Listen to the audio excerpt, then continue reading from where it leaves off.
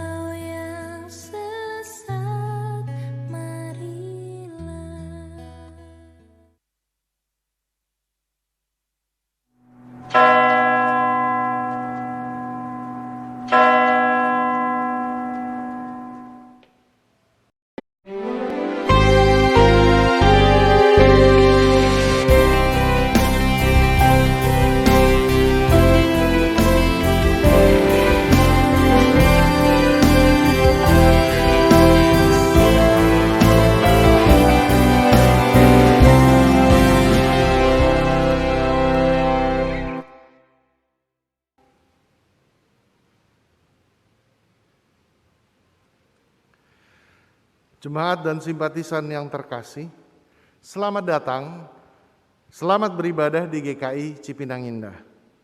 Ada beberapa penekanan warta jemaat, mari kita saksikan bersama.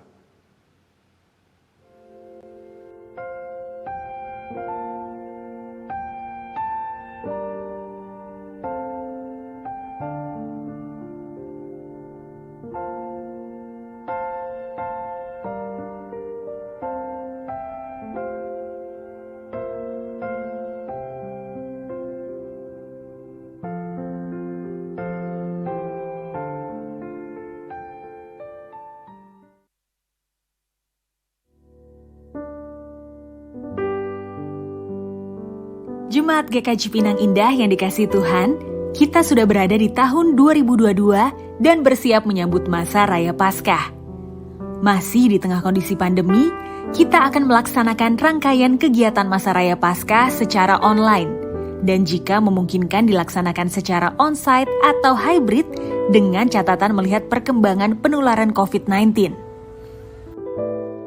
Masa Raya Paskah 2022 akan dimulai dengan ibadah Minggu Transfigurasi tanggal 27 Februari, ibadah Rabu Abu pada 2 Maret, selanjutnya Minggu Prapaskah 1, 6 Maret, Minggu Prapaskah 2, 13 Maret, Minggu Prapaskah 3, 20 Maret, Minggu Prapaskah 4, 27 Maret, Minggu Prapaskah 5, 3 April, Minggu Prapaskah 6, 10 April 2022, selanjutnya ibadah Kamis Putih pada tanggal 14 April, Jumat Agung 15 April, Sabtu Sunyi 16 April, Minggu Paskah pada 17 April 2022. Selamat mempersiapkan diri menyambut masa Raya Paskah. Salam sehat untuk kita semua, Tuhan memberkati.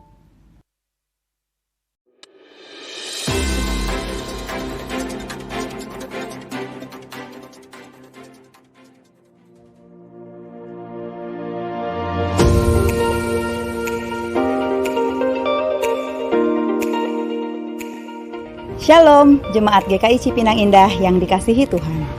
Gak terasa nih, kita akan kembali memasuki masa Raya Paskah. Seperti biasa, dalam masa Prapaskah, kita menghayati penderitaan Kristus dengan berpuasa dan berpantang. Nah, di masa Raya Paskah tahun ini, kita juga akan melakukan aksi Paskah. Kita akan mengumpulkan hasil berpuasa dan berpantang kita yang akan kita salurkan ke Panti Asuhan Berkat Kasih Immanuel. Yuk kita lihat panti asuhannya seperti apa.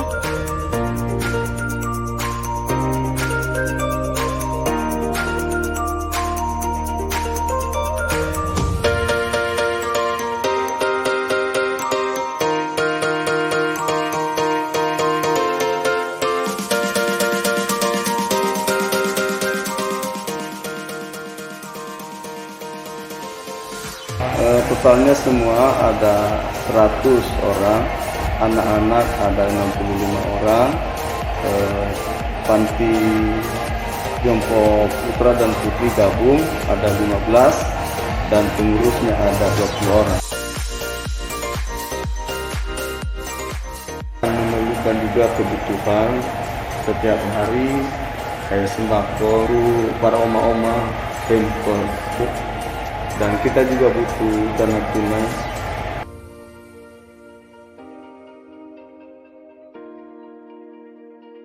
Kita nggak ada donatur tetap, cuman hanya kita mengandalkan Tuhan saja, kita berdoa. Donasi dapat dilakukan dengan cara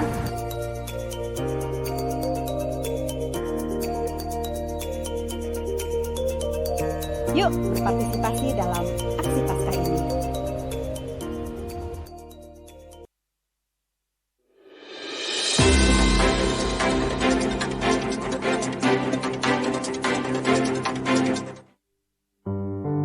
Shalom Jemaat GKI Cipinang Indah yang dikasihi Tuhan.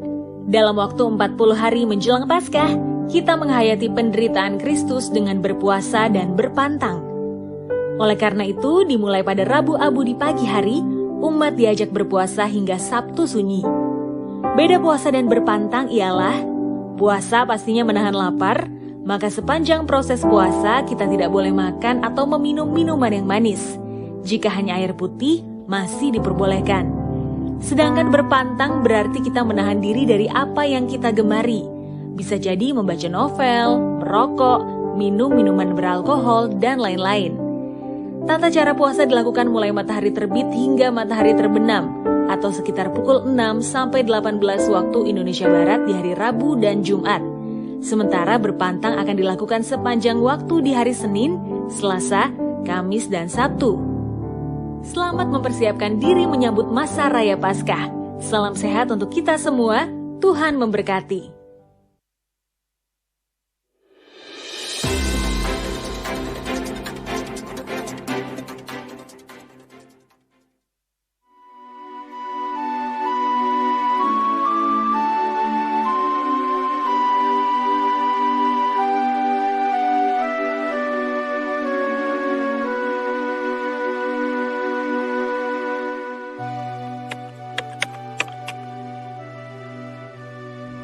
Rabu Abu itu pembuka masa Prapaskah.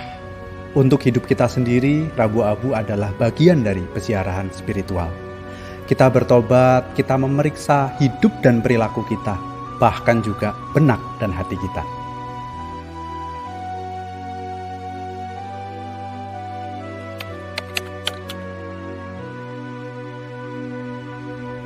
Abu adalah simbol kedalaman perubahan hidup kita. Kita ini aslinya abu, debu, dan kelak juga akan menjadi abu dan debu.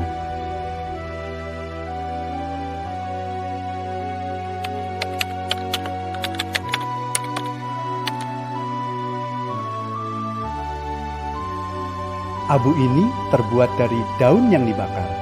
Kita bisa membuatnya sendiri di rumah dengan cara dan bahan yang sederhana seperti pada video berikut ini.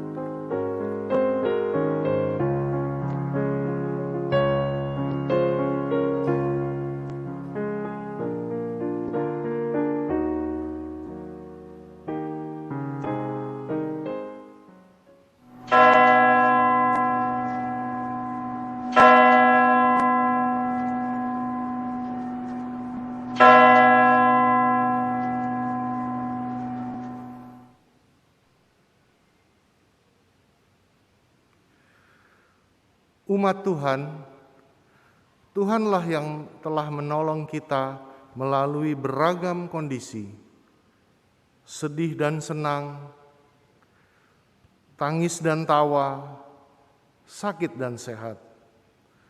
Tuhanlah yang menolong kita tatkala masalah menghadang dan membuat kehidupan menjadi begitu suram. Dialah Sang Penguasa Maha Mulia. Tinggikanlah Dia.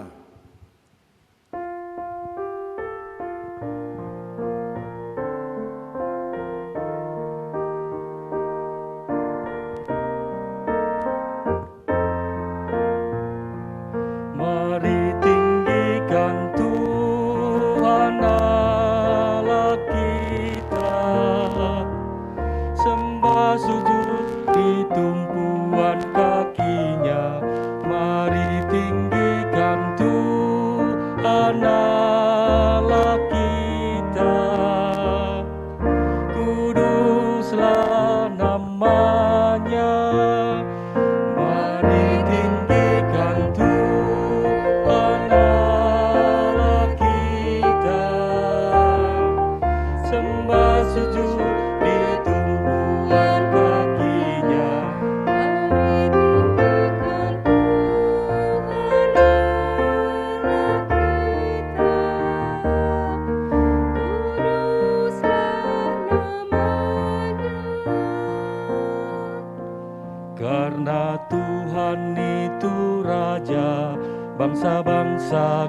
gemetar. Di atas kerub Dia bertata. Tuhan itu maha besar, mengatasi segala bangsa. Biarlah padanya mereka bersyukur.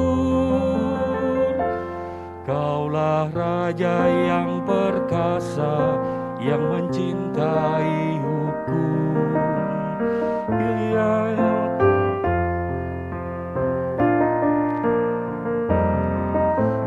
Kau yang melakukan kebenaran serta hukum di antara keturunan Yakub. Mari tinggikan Tuhan Allah kita, sembah sujud di tumpuan kakinya. Mari tinggikan Tuhan Allah kita, kuduslah namanya. Musa, Harun, dan Samuel menyerukan namanya. Imam dan umat ikut memohon. Dijawabnya lah mereka dari dalam tiang awan. Ketetapannya pun dipegang teguh.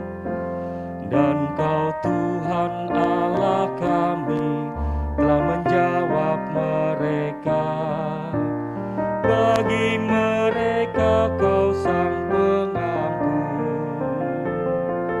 Namun Kau juga membalas kesalahan mereka. Sebab kuduslah Tuhan kita yang besar. Mari tinggikan Tuhan Allah kita, sembah sujud di tumpuan kakinya. Mari tinggikan Tuhan Allah kita, kuduslah namanya.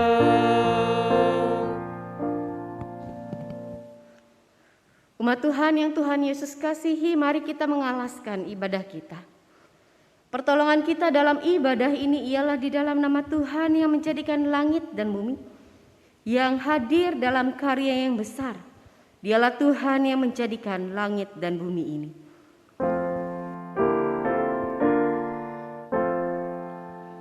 Amin, amin,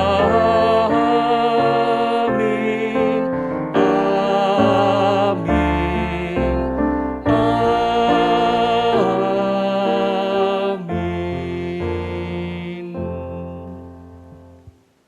Kasih karunia Tuhan Yesus yang maha mulia beserta saudara. Dan beserta saudara juga.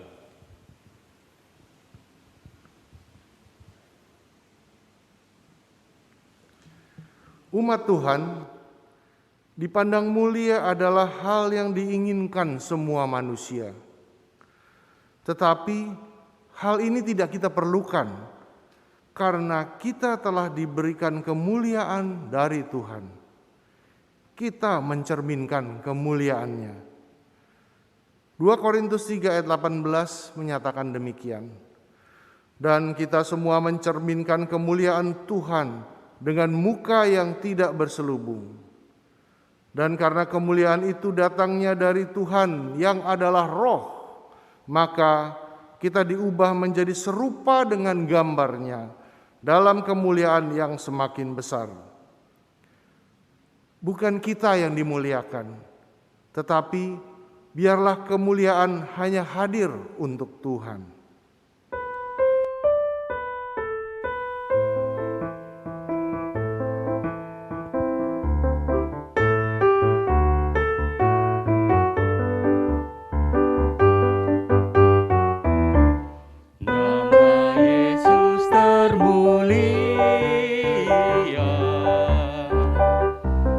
Di atas segala nama.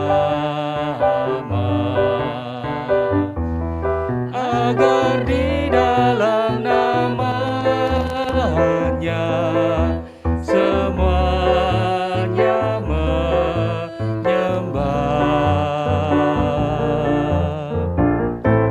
Yang di bumi dan di sorga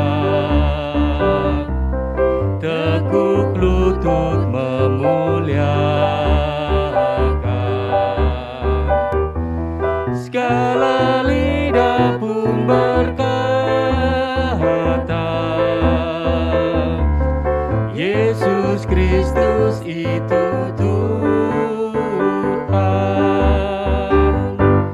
Terpuji namanya, terpuji namanya. Sembah dan pujilah Raja alam semesta, yang di bumi dan di sorga tekuk lutut memuliakan. Segala lidah pun berkata,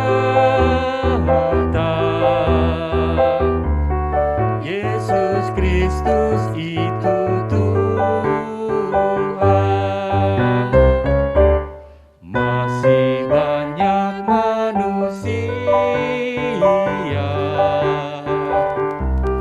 yang tak mengenal nama-Mu. Suruh hamba yang setia kerja dan bertekun. Tuhan, pakailah diriku menyebarkan keselamatan. Kata dan perbuatanku mencerminkan firman Tuhan.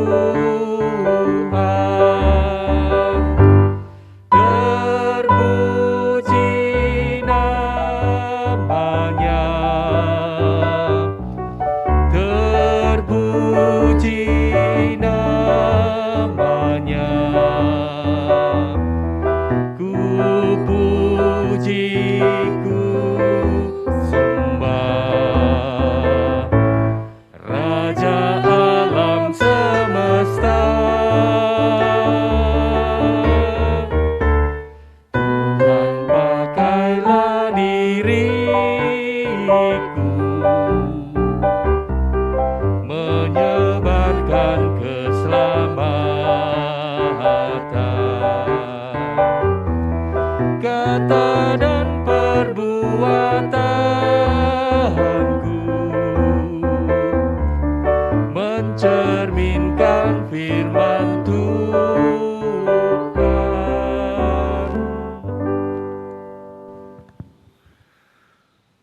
Umat Tuhan, marilah kita mengakui segala dosa dan kesalahan kita di hadapan Tuhan di dalam doa pribadi. Kita berdoa.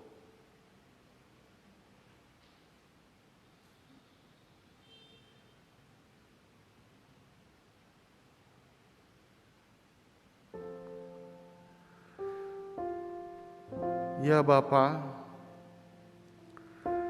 sebagai ciptaan yang mendapatkan kemuliaan karena menjadi wakil-Mu untuk memelihara ciptaan, betapa seringnya kami merusakkan tatanan harmonis ciptaan-Mu. Sebagai manusia yang mencerminkan kasih-Mu, betapa sering kami bertindak tanpa kasih, menghadirkan kebencian. sebagai manusia yang menyatakan kemuliaan Allah, seringkali kami justru memuliakan diri sendiri. Ampunilah kami ya Tuhan, yang sering menganggap diri kami mulia. Tolonglah kami mengerti bahwa kemuliaan hanya ada padamu. Di dalam nama Tuhan Yesus kami memohon pengampunan. Amin.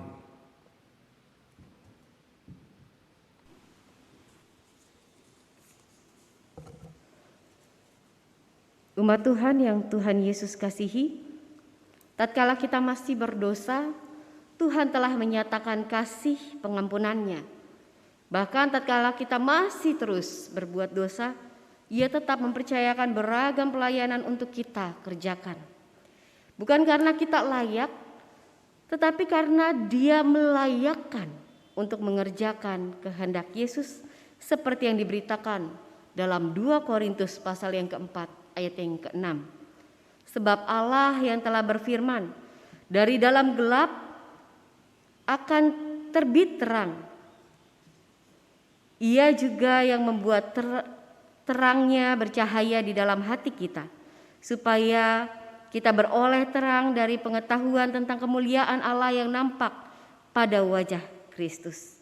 Umat Tuhan, terang Tuhan telah bercahaya di dalam dirimu. Oleh karena itu, di dalam Kristus engkau telah diampuni. Di dalam Kristus engkau pun telah diampuni. Damai Kristus bagimu. Damai Kristus bagimu juga.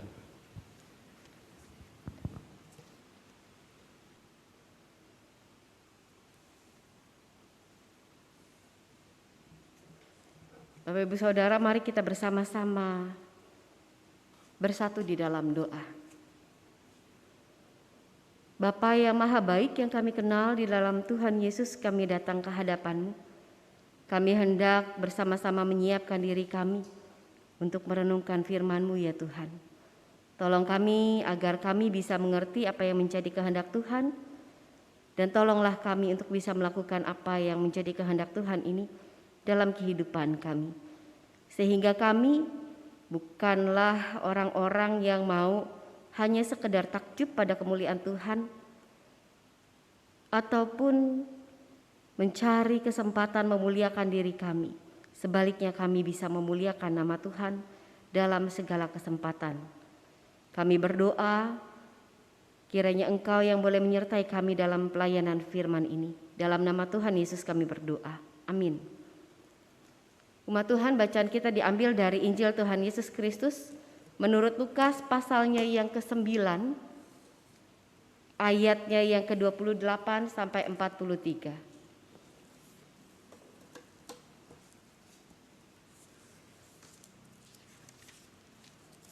Mohon maaf ada sedikit kesalahan. Lukas pasal yang ke-9, ayat yang ke-28 sampai dengan ayatnya yang ke-43.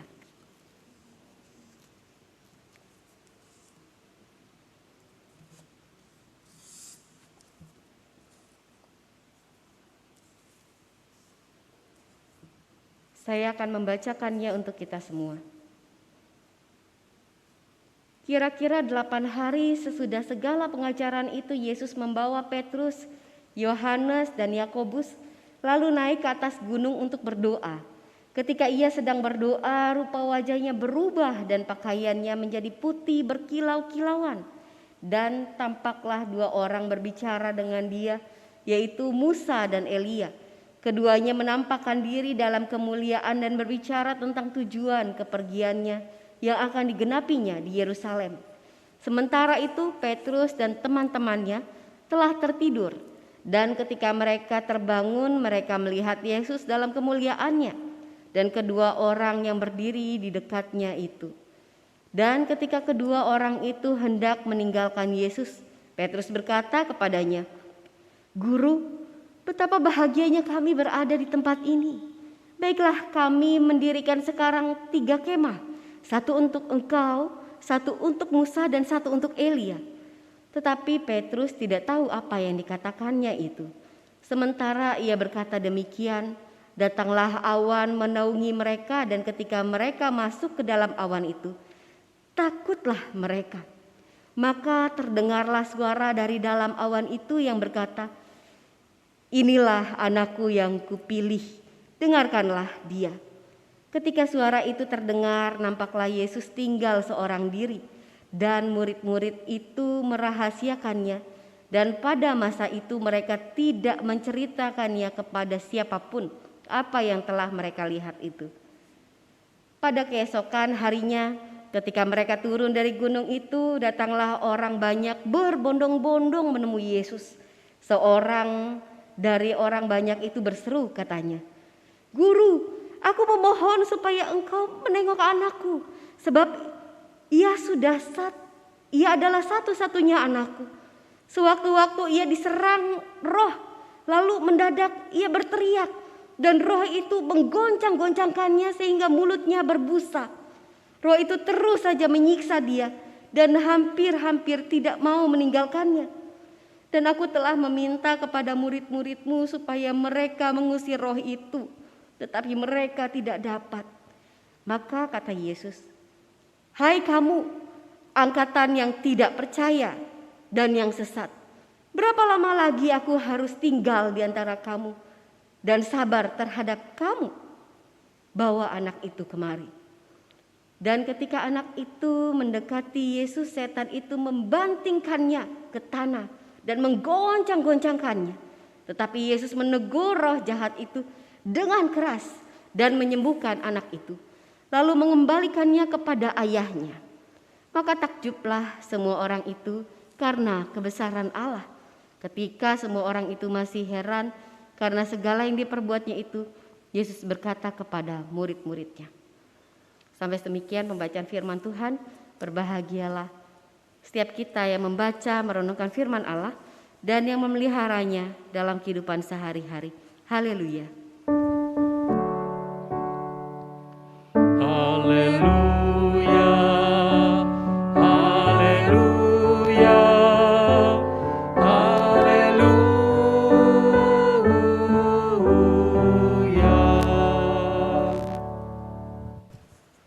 Bapak Ibu Saudara yang Tuhan Yesus kasihi, kira-kira biasanya kalau ini berhubung saya lagi senang makan Bapak Ibu, jadi saya nanyanya akan seputar makanan gitu ya.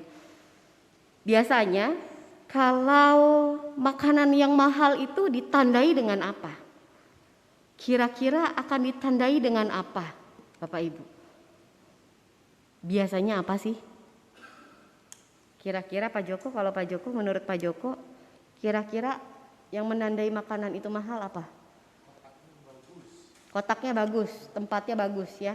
Kemasannya ya, berarti ya. Oke, selain kemasan, berarti tampilan gitu ya. Tampilannya bagus. Lalu apa lagi ya? Kira-kira. Bolehkah Kak Ari? Mohon maaf Kak Ari nembak. Kira-kira yang membuat makanan mahal, terlihat mahal itu apa? Menurut rasanya enak gitu ya. Oh, kalau rasanya enak, tempat bagus gitu ya, kotaknya bagus, kemasannya bagus, udah pasti deh gitu ya. Pasti itu makanan mahal. Atau juga biasanya ada tambahan lain. Gimana cara makannya? Gimana cara makannya? Kalau menggunakan alat makan tertentu, maka bisa dikatakan, wah ini tergolong makanan mahal nih. Misalkan saja kita pergi ke warung steak, apa yang bikin mahal gitu, bikin mewah itu kan selain tampilan, tapi salah satunya juga alat makannya. Dengan yang serupa, kita ke warung Padang, makan rendang gitu ya. Sekalipun rasanya bagi saya enakan rendang nasi Padang daripada steak, tapi mahalan steak dibandingkan nasi Padang dan rendangnya gitu ya. Kenapa? Karena rupanya kadangkala apa yang terlihat wah istimewa itu sebenarnya dipengaruhi apa yang ada di sekitarnya. Dan sesungguhnya belum tentu itu istimewa. Bukan hanya itu gitu ya, tapi bisa jadi sesuatu tampak istimewa karena bersama-sama dengan apa yang tampak wah atau yang istimewa. Misalkan saja pizza ketika diperkenalkan ke Indonesia itu diidentikan dengan restoran yang menggunakan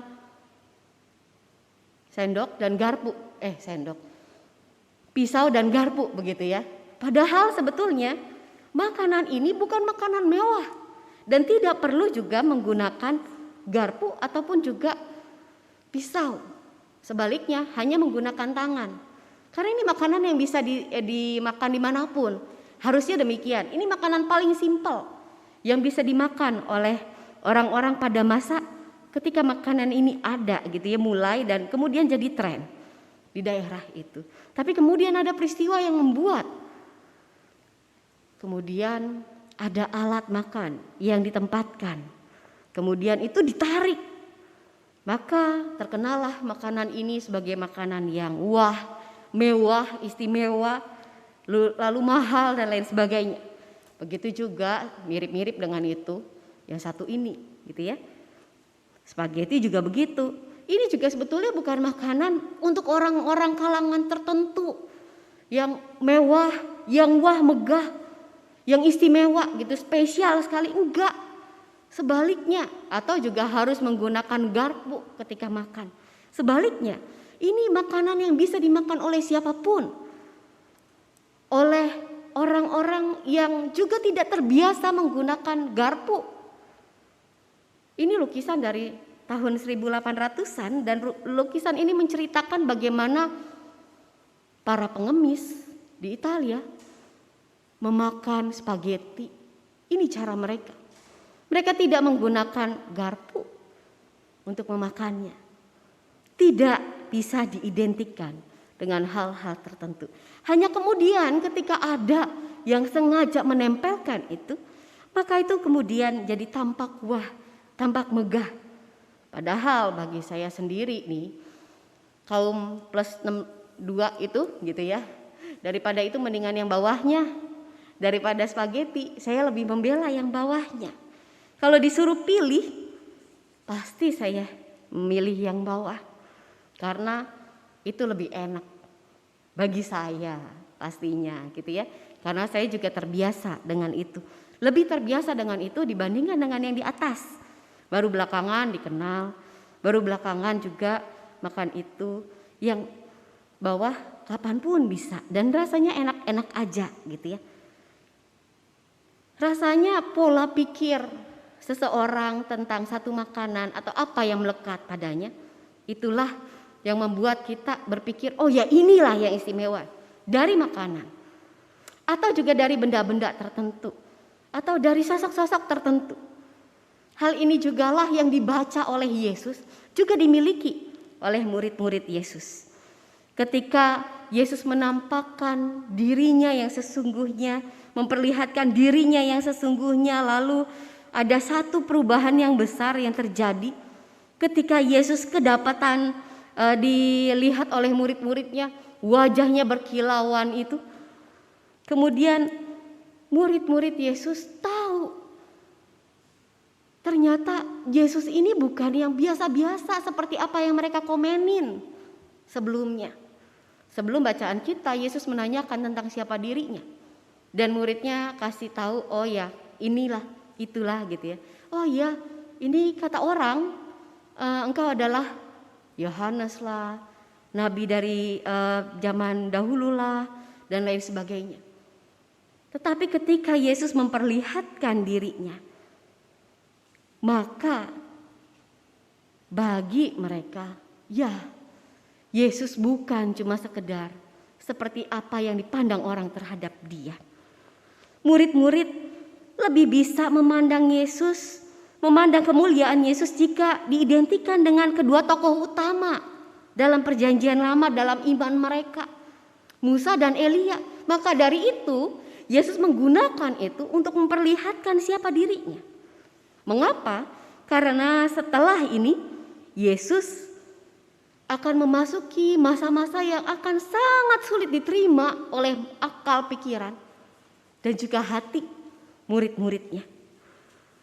Dalam pengertian dan karena itu kita bisa mengatakan Yesus memperlihatkan kalau dirinya itu istimewa, sebenarnya bukan hanya karena dia berjumpa dengan Allah.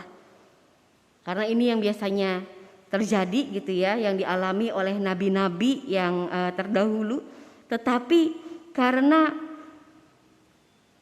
kemuliaannya itu akan menguatkan murid-muridnya. Karena ia akan memasuki satu masa yang sengsara dan berujung pada kematiannya. Satu kali dia akan mulia nanti setelah semuanya selesai. Tetapi agar murid-muridnya itu diyakinkan akan hal itu, agar mereka memegang hal itu, dan mereka tidak goyah ketika hal itu terjadi, maka Yesus mengajak mereka melihat apa dan siapa dirinya sesungguhnya. Ibarat kata, kemarin kami baru ngobrol dengan beberapa orang panitia Paskah mengenai orang-orang yang suka nonton drama Korea ya, yang berseri gitu ya, panjang gitu. Ada yang 16 episode, ada yang 20, ada yang 50, ada yang ratusan, ada yang pertama, kedua, ketiga, dan seterusnya. Ada orang-orang yang gak bisa tuh mengikuti runut dari awal episode 1 sampai episode 20. Kenapa? Karena di tengah-tengah itu gak sabar dan tegang. Sangat tegang. Mungkin berjumpa dengan ketegangan-ketegangan yang tidak disukai, lalu khawatir nanti akhirnya akan bagaimana. Maka dari itu kadangkala orang-orang yang demikian akan memilih untuk melihat dulu ujungnya kayak gimana. Oh ya, nanti happy ending. Oke lah, sekarang kita lihat gimana prosesnya. Wah, ini orang emang jahat banget, tapi ntar kena batunya dia. Supaya di tengah jalan ketika nonton bisa komenin begitu, maka dia akan memilih untuk di akhir dulu. Supaya murid-murid Yesus ketika dalam perjalanan bisa setia, teguh, tetap tegar mengikut Yesus. Bahkan kemudian melakukan apa yang Yesus perbuat, mencontoh Yesus. Maka Yesus seperti kasih spoiler nih. Nanti ujungnya akan ada kemuliaan. Inilah dia. Ketika semuanya sudah selesai, dia akan kembali pada kemuliaannya. Yesus sengaja memperlihatkan siapa dirinya sesungguhnya di dalam kemuliaannya kepada murid-muridnya. Supaya mereka bisa bertahan mengikuti episode-episode yang penuh dengan kesengsaraan dan kesusahan dalam kehidupan yang Yesus jalani di tengah dunia ini. Sayangnya, murid-murid Yesus justru hanya sampai pada terpesona pada akhir kisah, pada kemuliaannya. Tidak ingat kalau sepanjang masa itu akan diwarnai dengan beragam kesulitan, kesusahan, penderitaan, air mata, tangis, kepedihan. Mereka hanya melihat dan memikirkan bagaimana Yesus itu mulia. Dan karena itu mereka mau mengabadikan, ini kayak mereka mau memberi kotak pada kemuliaan yang sedang mereka saksikan. Andaikan ini pasti karena pada masa itu belum ada kamera HP. Kalau ada, pasti mereka akan langsung rekam. Akan keluarin HP mereka masing-masing dan rekam sebisa mungkin. Sayangnya mereka hanya bisa mengingatnya dalam benak mereka. Dan ingatan mereka rupanya tidak terlalu panjang. Atau hanya hal-hal tertentu yang mereka ingin ingatlah, yang akan mereka ingat. Bagian kesengsaraannya tidak terlalu dipusingkan. Tetapi bersyukur kita sempat melihat akan hal ini. Karena berarti sejak awal ketika Yesus memilih murid-murid, Yesus tahu siapa mereka. Dan Yesus ingin menguatkan mereka agar mereka tetap setia. Dan kita saat ini sudah tahu siapa Yesus. Bukankah berarti kita harusnya jauh lebih setia kepada Dia dibandingkan murid-muridnya? Kita tidak terjebak seperti Petrus ataupun Yakobus dan Yohanes. Terjebak pada upaya mengkotakkan, memberi kotak kepada kemuliaan itu.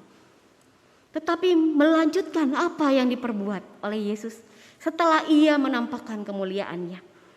Kita perlu ingat, kalau setelah Yesus menampakkan dirinya dalam kemuliaannya, ada hal yang tidak mulia yang akan dialami olehnya. Jalan menuju kemuliaan itu harus diwarnai dengan karya dan juga dengan sengsara pastinya. Karena itulah kemudian ketika Yesus dan murid-muridnya turun esok harinya ketika mereka turun dari gunung itu, maka kemudian ada orang banyak pada saat itu datang menemui mereka. Pertama-tama kita bisa lihat Yesus tidak hendak terus berada di atas gunung di dalam kemuliaannya. Dia tidak hendak terus menikmati bagaimana orang terpesona dengan kemuliaannya. Dia ingin mereka kembali dalam realitas kehidupannya, kehidupan murid-muridnya. Maka dari itu Yesus mau turun. Tidak mau dikotakan gitu ya, tidak mau dikasih kemah, tidak mau tinggal dalam kemuliaan itu terus. Dan ketika mereka turun, mereka menemui banyak orang. Ketika mereka turun, mereka akan berjumpa dengan realitas kehidupan yang ada di hadapan mereka, yang terbentang di depan mereka. Dan mereka harus merespon realitas itu, menjawab segala kebutuhan yang dibutuhkan orang-orang itu. Mari kita lihat apa yang terjadi di sini. Ketika Yesus mengajak mereka turun, ada orang yang datang lalu meminta bantuan. Yesus tidak suruh mereka untuk nanti dulu, biarkan kami beristirahat sejenak. Kami baru turun, kami masih lelah. Semalaman itu berdoa, kemudian begitu pagi langsung berjumpa dengan orang. Sebaliknya, Yesus langsung menjawab segala kebutuhannya. Ya, berarti di sini kita harus belajar juga nih. Kita diajak untuk mau peduli, menjawab dan berkarya. Menjawab segala kepergumulan di tengah masyarakat dan berkarya. Bukan ketika kita sudah lega, tidak lelah, dalam kondisi enak, gak capek. Bukan. Atau ketika kita tidak punya masalah. Sebaliknya, kita diajak untuk peduli, kemudian mau berkarya bagi sesama. Bahkan ketika waktu kita tidak ideal, waktu kita mengalami kelelahan, waktu keadaan kita jauh dari kata nyaman. Bagi saya, ketika belakangan ini, 2 tahun terakhir ini saya melihat ada banyak tenaga medis yang harus berjuang, bahkan harus melayani orang-orang, menolong orang-orang ketika mereka sedang terpapar. Itu hal yang luar biasa. Ini satu teladan yang dilakukan, satu perbuatan yang dilakukan berdasarkan teladan dari Kristus yang tidak kenal lelah itu. Ketika sakit pun mereka masih mau melayani. Atau ketika rekan-rekan mereka tidak bisa, mereka akan menyiapkan diri, menawarkan diri untuk langsung membackup rekan mereka. Bukan sedikit demi sedikit kabur. Jangan saya lah, itu kan bahaya. Jangan saya lah. Tetapi justru mengambil inisiatif untuk mau menolong. Supaya pelayanan yang harusnya dilakukan bisa dikerjakan dengan baik. Bersyukur juga di gereja ini saya mengenal orang-orang yang sama seperti itu. Sekalipun bukan tenaga medis, mereka juga menawarkan dirinya untuk melakukan banyak hal yang bahkan bukan keahlian mereka. Itulah sebabnya ada tim yang kemudian terbentuk yang membuat streaming bisa dilakukan, Bapak Ibu. Percaya atau tidak, mereka jauh dari kata profesional. Tetapi mereka meneladani apa yang Yesus lakukan dan kepeduliannya, karyanya. Di awal masa Prapaskah memang selalu ditandai dengan Minggu Transfigurasi. Setelah ini akan ada Rabu Abu. Berarti kita masuk di masa Prapaskah. Ini awalnya. Jadi hari Rabu besok adalah awal dari Prapaskah. Dan minggu ini memang kita diajak untuk belajar melihat bagaimana sebenarnya kemuliaan Yesus itu mengantar kita, memeriksa diri kita, melihat diri kita, mengantar kita pada satu kesengsaraan yang juga akan dialami oleh Yesus, dan agar kita juga tidak menolak ketika harus sengsara dan mengalami kesengsaraan. Awal dari masa Prapaskah. Hari Rabu ya Bapak Ibu, jangan lupa hari Rabu pukul 7 malam kita ada ibadah Rabu Abu, awal dari Minggu Prapaskah, dari minggu-minggu Prapaskah. Minggu Transfigurasi juga adalah satu awal yang menandai masa kita belajar untuk menahan diri, belajar untuk berpuasa, untuk memeriksa diri kita, dan juga untuk belajar menaklukkan segala hal yang biasa membuat diri kita enak, yang kita sukai. Minggu Transfigurasi ini adalah satu awal yang mau menyatakan masa pertolongan juga. Seperti Yesus yang menolong banyak orang dan itu yang jadi perintahnya. Kita diajak juga untuk mau menolong banyak orang melalui kepedulian kita, menyatakan kepedulian kita. Oleh karena itu selain berpuasa mulai dari hari Rabu besok ataupun juga berpantang, kita diajak untuk menggunakan hasil atau apa yang kita sisihkan karena puasa, karena pantang yang kita kerjakan itu untuk memperhatikan sesama. Dan karena itulah akan ada yang namanya aksi Paskah yang akan dinyatakan oleh kita semua bersama-sama sebagai umat Tuhan, sebagai gereja Tuhan. Masa ini adalah masa untuk memeriksa diri kita, untuk menyadari kalau kita adalah umat-umat Tuhan yang sebetulnya tidak istimewa, tetapi menjadi istimewa karena kita memiliki Dia. Kita bukan siapa-siapa, tetapi karena kita melekat kepada Dia, maka kemudian kita dianggap istimewa. Sama seperti pizza. Pizza ini kenapa jadi makanan yang terkenal lalu dikenal istimewa? Karena di tahun 1861 Raja Umberto yang pertama dan ratunya yang bosan ceritanya dengan makanan mewah di istana memilih untuk makan makanan rakyat dan mereka memilih pizza. Maka dari itu sejak saat itu makanan ini jadi rasanya istimewa. Jadi naik kasta dari makanan rendah kaum bawah jadi kaum atas. Tetapi juga di waktu yang bersamaan kita juga perlu melihat bukan masalah diistimewanya yang perlu kita ingat, tetapi bagaimana kita harus memberi rasa dan berguna seperti seharusnya yang terjadi. Bukan kita dimuliakan, tetapi kemudian kita memberikan apa yang bisa kita kerjakan. Kalau bisa sih sebetulnya kalau ada yang tidak penting untuk dikatakan sebagai yang istimewa, itu adalah kita harusnya. Sama seperti ini tuh apa? Ini tuh mie instan. Yang tadi tuh yang bagian bawah. Ini mie instan. Bagi saya nggak penting dia begini tampilannya nih.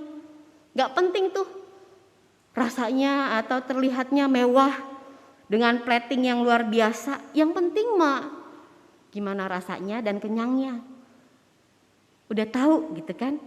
Ya udah, yang penting berfungsi seperti itu. Itu juga kita. Seharusnya kita tidak penting melihat dan terlihat istimewa, mewah, mulia. Sebaliknya, kita tahu bagaimana kita harusnya hidup dan memuliakan Dia. Karena untuk itulah transfigurasi Yesus disaksikan oleh murid-muridnya. Bukan untuk diberi kotak supaya terlihat dan disaksikan banyak orang. tetapi supaya setelahnya orang tahu apa yang harus diperbuat seperti Dia perbuat. Selamat memasuki masa Prapaskah. Tuhan Yesus memberkati. Amin.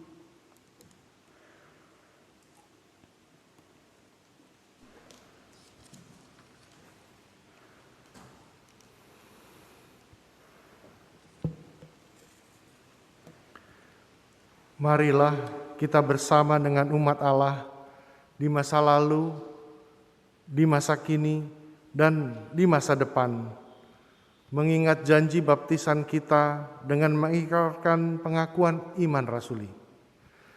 Aku percaya kepada Allah, Bapa yang Maha Kuasa, Khalik langit dan bumi, dan kepada Yesus Kristus, anaknya yang tunggal Tuhan kita, yang dikandung daripada Roh Kudus, lahir dari anak darah Maria, yang menderita sengsara di bawah pemerintahan Pontius Pilatus, disalibkan, mati, dan dikuburkan, turun ke dalam kerajaan maut.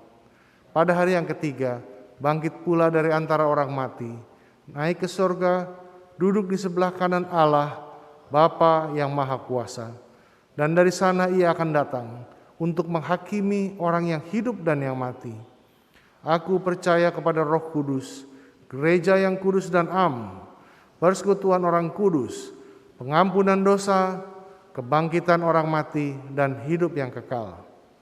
Amin. Mari kita bersama-sama menaikkan doa syafaat kita.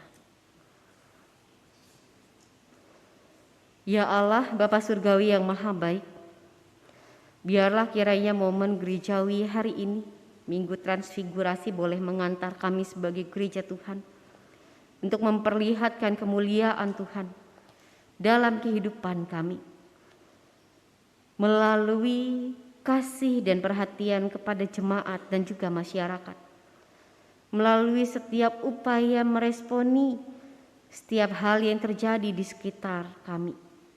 Karena itu ya Tuhan, kami mau menyerahkan segala pergumulan yang bangsa ini miliki, segala pergumulan yang gereja memiliki untuk menyatakan kemuliaan-Mu di tengah dunia ini. Kiranya Engkau boleh menolong kami ya Tuhan, sehingga kami boleh benar-benar menyatakan kemuliaan Tuhan melalui setiap hal yang kami perbuat, melalui pelayanan kami. Kami mau berdoa bagi penanggulangan pandemi yang terjadi di tengah negeri ini. Sebagai gereja, ajarkanlah kami untuk tidak hanya tutup mata tinggal diam atas pandemi yang terjadi, tetapi ajarkanlah kami juga untuk menolong mereka yang membutuhkan pertolongan ya Tuhan. Begitu juga dengan pemerintah negeri ini, Engkau tolong dengan hikmat-Mu, sehingga pemerintah negeri ini juga bisa menanggulangi pandemi yang terjadi ini dengan sebaik mungkin ya Bapa. Kami mau berdoa bagi orang-orang yang saat ini tengah sakit, ataupun mereka yang merawat orang-orang yang sedang sakit, baik dari jarak dekat ataupun juga dari jarak jauh.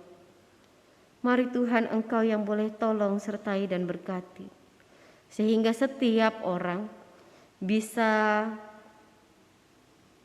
boleh dikuatkan, mereka yang tengah sakit boleh dikuatkan, dan kemudian bisa dipulihkan melalui pertolongan Tuhan yang Tuhan nyatakan melalui kami, melalui keluarga, melalui tenaga medis yang menolong mereka. Kami mau berdoa Engkau boleh memberikan kasih,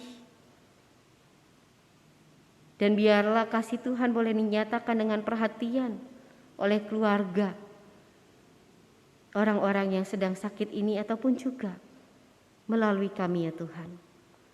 Kami mau berdoa bagi tenaga medis atau mereka yang bekerja di rumah sakit dan klinik.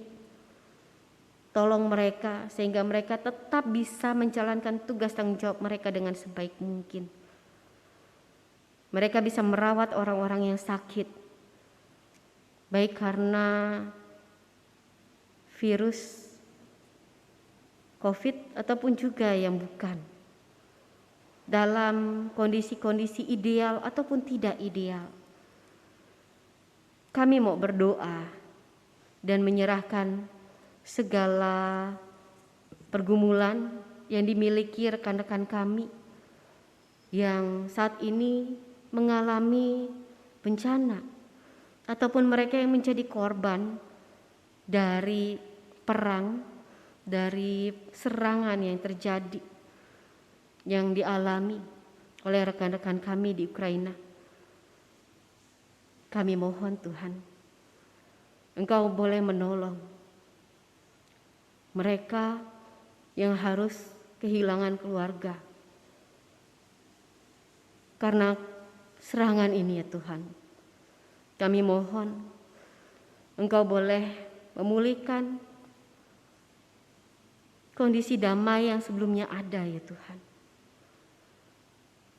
Kiranya Engkau juga yang boleh menyertai, sehingga ada lebih banyak orang lagi yang berharap dan mengupayakan hadirnya kedamaian di tengah dunia ini, yang mau melepaskan segala harga diri mereka, hingga tidak ada orang yang harus menderita karena konflik dan karena harga diri yang berupaya untuk dibela ya Tuhan. Kami memohon Engkau yang boleh menolong setiap orang, bahkan juga kami, untuk menghadirkan kedamaian di tengah dunia ini. Kami hendak memulainya dari lingkup paling kecil di tengah keluarga kami, di tengah masyarakat dan juga gereja. Tolong kami memiliki kehendak, keinginan yang sama, harapan yang sama, menghadirkan damai-Mu di tengah dunia ya Tuhan. Inilah kami ya Tuhan, dengarkanlah permohonan kami untuk dunia ini, untuk segala hal yang terjadi di sekitar kami. Begitu juga dengan kehidupan pelayanan kami dan pergumulan kami sehari-hari, baik mereka yang kehilangan pekerjaan, baik mereka yang mengalami banyak konflik di tengah rumah tangga. Kau tolong ya Tuhan, sehingga setiap orang, masing-masing kami, bisa melakukan apa yang menjadi bagian kami, sehingga kehidupan yang baik boleh hadir di tengah kami ya Tuhan. Kami juga mau berdoa bagi gereja Tuhan, Engkau tolong sehingga kami bisa melakukan apa yang menjadi bagian kami, pelayanan kami ya Tuhan.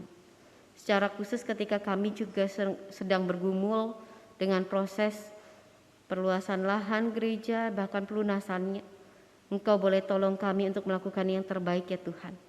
Dan setiap hal yang kami kerjakan ini biarlah bisa kami rancangkan dengan lebih baik lagi ke depannya, sehingga ada banyak pelayanan yang boleh gereja-Mu lakukan di tengah kehidupan masyarakat ini ya Tuhan. Terima kasih ya Tuhan, kami percayakan seluruh permohonan kami ini hanya di dalam nama Tuhan kami Yesus Kristus, Tuhan dan Juru Selamat kami yang hidup, yang sudah mengajarkan kami bersama-sama berdoa.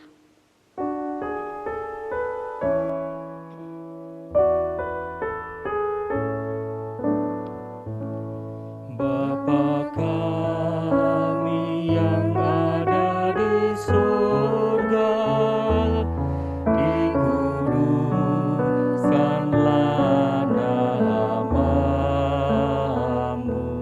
datanglah kerajaan-Mu, jadilah kehendak-Mu di bumi seperti di surga. Berilah kami pada hari ini makanan kami yang secukupnya, dan ampuni kesalahan kami seperti kami ampuni yang lain,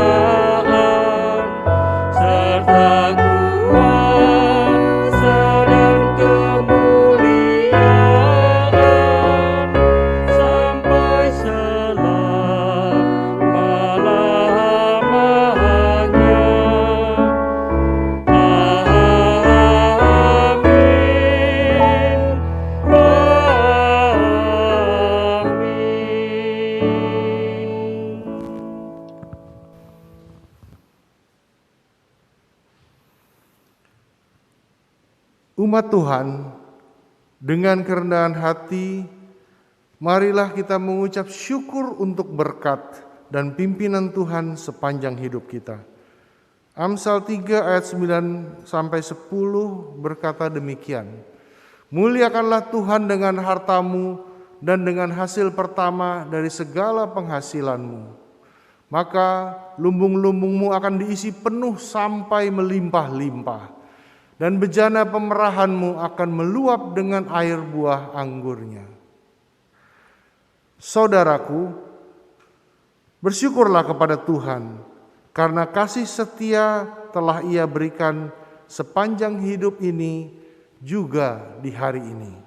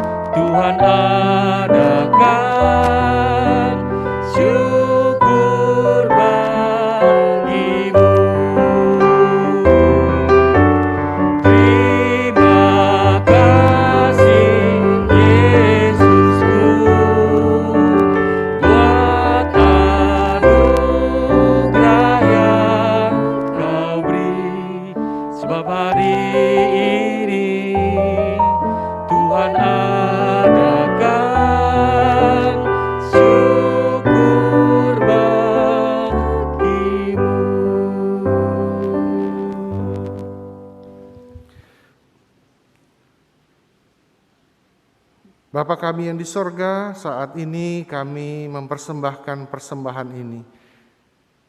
Kiranya Tuhan berkenan atas persembahan ini, dan bukan cuma dari segi harta yang kami persembahkan, tapi seluruh hidup kami, keluarga kami persembahkan kepada Tuhan.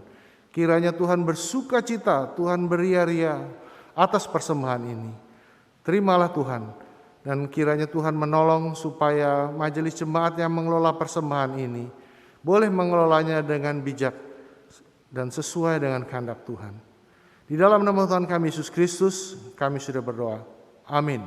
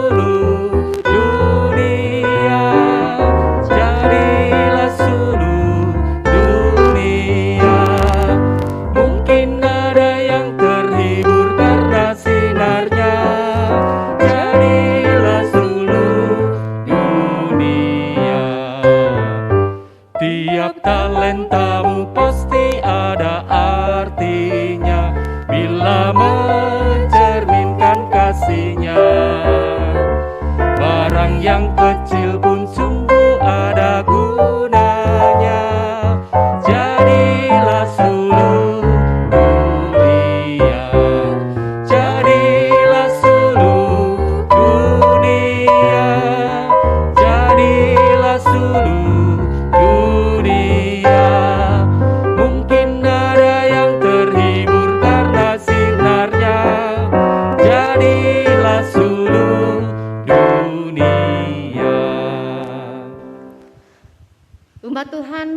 arahkanlah hatimu kepada Tuhan.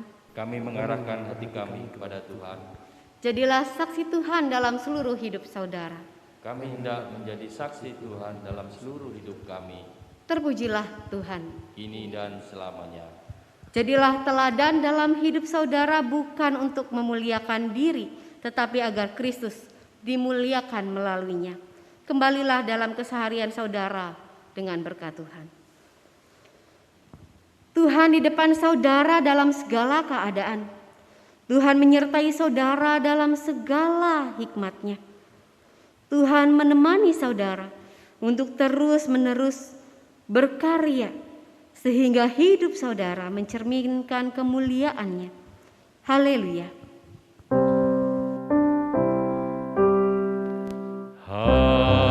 Haleluya, haleluya,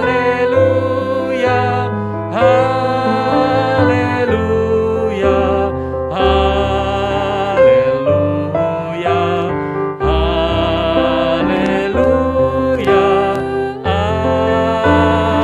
Amin, amin, amin.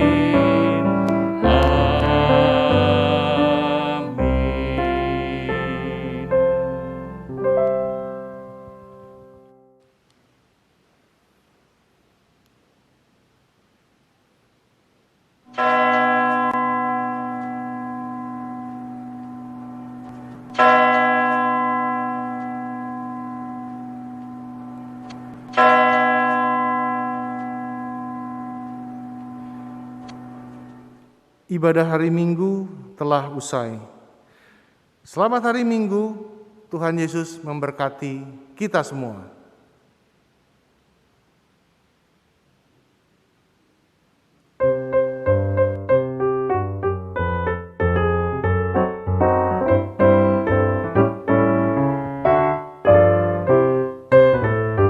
Sungguh inginkah engkau lakukan hal besar, jangan tunggu tiba saatnya.